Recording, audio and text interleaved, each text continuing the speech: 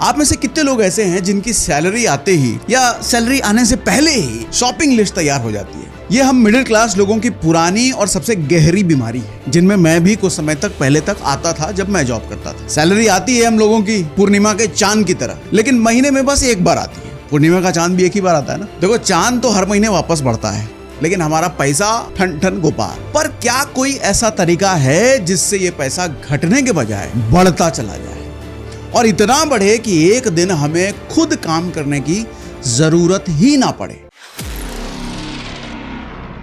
आज मैं आपके साथ एक ऐसी कहानी शेयर करने जा रहा हूं, और इसको सिर्फ एक कहानी समझ करके आप मत सुनिएगा, क्योंकि ये कहानी आप में से ही किसी एक की है, या हो सकता है आपकी भी हो।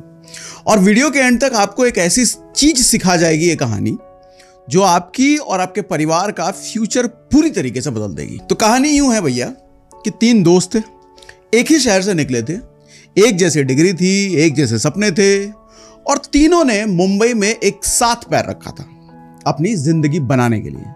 और आज 13 साल बाद एक उनमें से रिटायर हो चुका है, दूसरा 5 साल बाद रिटायर होने वाला है, और तीसरा अभी भी EMI भर रहा है। अब देखो, यहां गौर करने वाली बात यह है कि तीसरा दोस्त जो कि अभी भी EMI भर रहा है, उसने कोई बड़ी गलती नहीं करी है, वो कोई बुरा इंसान नहीं है, उसकी कोई बुरी आदत नहीं है। उसने एक चीज नहीं सीखी, और उसी एक चीज ने उसकी पूरी फाइनेंशियल जर्नी बदल के रख दी। और आज इस वीडियो में मैं आपको उसी चीज के बारे में बताने वाला हूं, ताकि आप उस तीसरे दोस्त वाली गलती से बच सको। तो 3 दोस्त, शौर्य, ऋषभ और आकाश की कहानी है ये तीनों दोस्त रायपुर से थे। इंजीनियरिंग की डिग्री थी, आंखों में चमक थी, और दिल में था मुंबई जाकर के कुछ बड़ा करना है, अपने लिए और अपने परिवार के फ्यूचर के लिए कुछ बड़ा, कुछ प्लान करना है। देखो, तीनों में सबसे पहली नौकरी शौर्य की लगी। किस्मत अच्छी आप कह सकते हो, और साथ में सैलरी भी अच्छी थी उसकी, पूरे 30,000 रुपया महीना। और जैसे ही पहली सैलरी आई, शौर्य के दिल में एक आवाज उठी कि भैया मुंबई में हैं, अब जिंदगी जीने का वक्त आ गया है। मुंबई का पार्टी कल्चर, खाना पीना, वीकेंड ट्रिप्स, मरीन ड्राइव की रातें, शौर्य ने सब कुछ जी भर के एंजॉय किया। शौर्य 23 साल का था, अकेला था, कोई बड़ी जिम्मेदारी नहीं थी। तो उसने सोचा कि टेंशन काहे को लेना है यार, जो करना है अभी कर लो, इसी वक्त कर लो, जिंदगी ना मिलेगी दोबारा टाइप। अब भैया पैसे थे बैंक अकाउंट में, और उसके हिसाब से सिर्फ खर्च करने के लिए ही थे उस पैसे। आम जिंदगी में हम लोग पैसों के बारे में क्या सोचते हैं? पैसे कमाए हैं तो खर्च करेंगे, पैसे आए हैं तो खर्च होंगे, पैसे का पर्पस ही खर्च करना होता है। हम मिडिल क्लास लोगों की सोच यही होती है। आप पूछोगे इन्वेस्टिंग, अरे भैया वो वर्ड मिडिल क्लास की डिक्शनरी में होता कहाँ है? इसीलिए शौर्य की डिक्शनरी में भी नहीं था। उसने ऑफिस के पास एक अपार्टमेंट ले लिया, रेंट था 15,000 रुपये महीना, पॉश एरिया, महंगा इलाका। शौर्य ने सोचा ऑफिस भी पास में है, मुंबई की लोकल में कौन धक्के खाए यार, हमारी सैलरी आ रही है, अब उसी से चुकाएंगे। वहीं उसके दोनों दोस्त ऋषभ और आकाश ओल्ड पनवेल में रहते थे, मेन मुंबई शहर के चमक दमक से थोड़ा दूर, लेकिन यहां रेंट काफी सस्ता था। शौर्य की तरह ये दोनों फिलहाल कमा नहीं रहे थे, लेकिन शौर्य को पनवेल का एरिया कभी भी समझ में नहीं आया। क्यों? क्योंकि उसको वो लाइफस्टाइल पसंद नहीं थी, उसे स्टाइल चाहिए था लाइफ में। साल बीते, शौर्य की सैलरी बढ़ी, और 50,000 रुपये महीने की सैलरी उसकी हो गई। अब शौर्य ने ऑफिस में एक बात नोटिस करनी शुरू करी। कुछ ऑफिस कलीग्स ने गाड़ी खरीद ली है, कार खरीद ली है। शौर्य को लगा व्हाई नॉट मी, भैया हम में क्या दिक्कत है, हम भी खरीदे। फिर क्या था, शौर्य भी कार शोरूम पहुंच गया, एक गाड़ी पसंद आई 8 लाख रुपए की, लेकिन सैलरी थी 50,000 रुपए। पार्टी, किराया, लाइफस्टाइल, स्पेंडिंग के चलते सेविंग कुछ थी नहीं। अब एक साथ 8 लाख रुपए आएंगे कहां से भैया? तो कोई नहीं, शौर्य ने EMI बनवा ली 12,000 रुपए महीने की।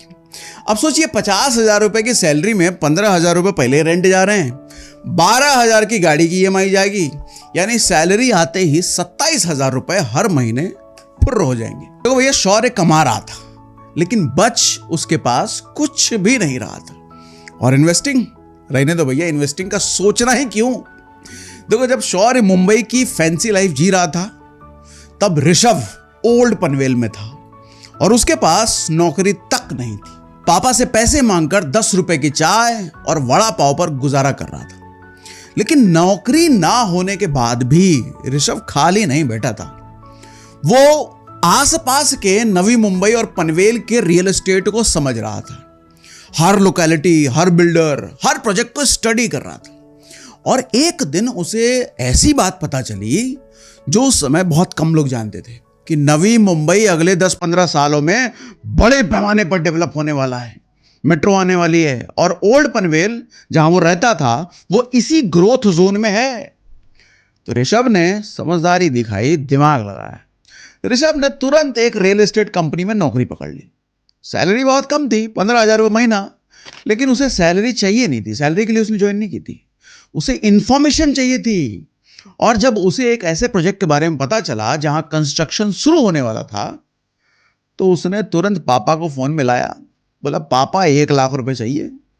पनवेल में एक प्रॉपर्टी है, ये एरिया अगले 10 साल में पूरा का पूरा डेवलप हो जाएगा और हम पूरी तरीके से फाइनेंशियली फ्री हो सकते हैं। अब देखो भैया, हम लोग इंडियन फादर हमारे इतनी आसानी से मानते कहाँ हैं, पर ऋषभ ने किसी तरीके से कन्विंस किया पापा को। बुकिंग अमाउंट ले ली पापा से, प्रॉपर्टी बुक भी हो गई। 2011 में वो प्रॉपर्टी बनकर तैयार हो गई। साथ में शॉपिंग कॉम्प्लेक्स आया, स्कूल आया। ऋषभ ने प्रॉपर्टी रेंट कर दी। उस वक्त प्रॉपर्टी की कीमत थी 10 लाख और मंथली रेंट था 20,000 रुपये महीना, यानी सालाना हो गया 2% रेंटल यील्ड। अब सोचिए जरा, 5 साल बाद प्रॉपर्टी की वैल्यू हो गई 30 लाख रुपए, मंथली रेंट 30,000 रुपये महीना। 1 लाख रुपए जो उसने लगाए थे, अब चुपचाप सोते हुए भी उसके लिए पैसे कमा रहे थे। कौन कमा रहा था? पैसे ही पैसे कमा रहे थे। देखो भैया, आप बात करते हैं तीसरे दोस्त आकाश की। ध्यान से समझिएगा इसको। आकाश के पास कोई प्रॉपर्टी नहीं थी, पापा को कोई बड़ा इन्वेस्टमेंट भी नहीं था। वो एक नॉर्मल मिडिल क्लास फैमिली से आता था जिसके पास सेविंग के नाम पर ज़्यादा कुछ था नहीं, सिर्फ गुजारा हो रहा था। लेकिन ये सब नहीं होने के बाद भी आकाश के पास था एक रूल, और उस रूल को डिसिप्लिन के साथ फॉलो करने का पक्का इरादा बना रखा था आकाश ने। पहली नौकरी लगी एक ट्रेडिंग कंपनी में, आईटी टेक्नीशियन के तौर पे। सैलरी थी उसकी 25,000 रुपये। वहां उसने स्टॉक मार्केट के थोड़े थोड़े नुस्खे सीख लिए और एक दिन उसने खुद से वादा किया कि मैं 50-30-20 रूल फॉलो करूंगा, चाहे कुछ भी हो जाए भैया। यानी कि सैलरी का 50% जरूरी खर्चों के लिए, 30% एंटरटेनमेंट्स और वांट्स पूरा करने के लिए, अपनी इच्छाएं पूरी करने के लिए, और बचे 20% यानी कि 5,000 रुपए हर महीने निफ्टी 50 इंडेक्स फंड में SIP करने के लिए। क्योंकि वो स्टॉक मार्केट ट्रेडिंग वाली कंपनी में काम कर रहा था, वो जानता था कि निफ्टी 50 हिस्टोरिकली सालाना 12% तक का एवरेज रिटर्न दे देता है लॉन्ग टर्म में। तो उसको ये मालूम था, कन्विक्शन था, तो पैसा यहां लगाना उसके लिए अक्लमंदी थी। अब आकाश के 5 साल तक हर महीने बिना एक बार भी नागा किए, मतलब एब्सेंट किए, 5,000 रुपये हर महीने इन्वेस्ट होते रहे। 5 साल बाद जब उसने अकाउंट खोला तो करीब 4 लाख रुपए हो चुके थे। सुनने में कम आपको लग सकता है, लेकिन आकाश ने यहां एक बड़ा मूव खेला है। इस पूरी रकम को उसने लमसम की तरह डायरेक्टली स्टॉक में इन्वेस्ट कर दिया, एक केयरफुली चूजन पोर्टफोलियो में जो एवरेज 15% सालाना रिटर्न दे रहा था। 10 साल बाद वो 4 लाख रुपए बढ़कर हो गए करीब 16 लाख रुपए। लेकिन आकाश यहां भी नहीं रुका, क्योंकि वो जानता था अर्ली रिटायरमेंट के लिए सिर्फ ये रकम काफी नहीं है। तो जब उसकी सैलरी थोड़ी बढ़ गई तो लाइफ में फाइनेंशियली थोड़ा और स्टेबल हो गया, तो उसने दोबारा SIP शुरू कर दी। लेकिन इस बार 5,000 रुपए की नहीं की, वो सालों पहले की बात थी। इस बार आकाश ने 50,000 रुपए हर महीने SIP का प्लान कर लिया, क्योंकि इस बार उसके पास एक नया रूल था, 732 रूल ऑफ कंपाउंडिंग। ये रूल कहता है कि अगर आप एक फिक्स्ड अमाउंट हर महीने इन्वेस्ट करते हो और कंपाउंडिंग को समय देते हो अच्छे से, तो पैसा बेहद प्रेडिक्टेबल तरीके से ग्रो करता है। जब आकाश ने 12% एवरेज एनुअल रिटर्न मानकर कैलकुलेशन किया था, तो उसकी कैलकुलेशन कुछ ऐसी थी कि पहले 7 साल में वो करीब 65 लाख रुपए बना पाएगा और फिर अगले 3 साल में यानी कि 10वें साल तक उसका कॉर्पस करीब 1,15,00,000 से ऊपर चला जाएगा और फिर अगले 2 साल में यानी कि 12वें साल तक उसका टोटल करीब करीब 1,60,00,000 हो जाएगा। अब देखो ये कैलकुलेशन और फिगर्स आकाश को एक बात का प्रॉमिस कर रहे थे कि उसकी मेहनत और अनुशासन उसकी फ्रीडम का टाइमलाइन था। अब 13 साल बाद एक दिन तीनों दोस्त मिले। अब ध्यान से समझिएगा।